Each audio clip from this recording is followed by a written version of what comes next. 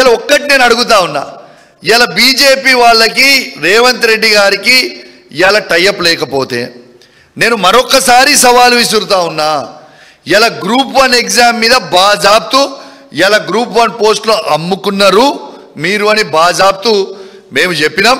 High court కూడా చాలా సీరియస్గా దాని మీద ఆర్డర్ ఇచ్చింది.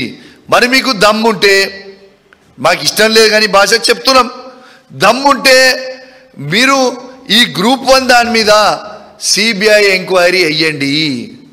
ఆనాడు బండి సంజయ్ గారు మా పప్పుడు గ్రూప్ 1 అయినప్పుడు ఎంత హంగామా చేసిండ్రు మీరు గుర్తు తెచ్చుకోండి. మరియు ఇవాళ గ్రూప్ 1 మీద ఇంత పెద్ద స్కామ్ అయితే బండి సంజయ్ గారే భారతదేశానికి హోమ్ మినిస్టరు.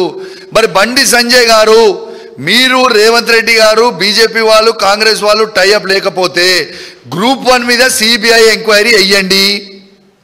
ఎందుకు దాని మీద అయ్యరు? ఎందుకంటే వాళ్ళు టైఅప్ ఉన్నారు కాబట్టి.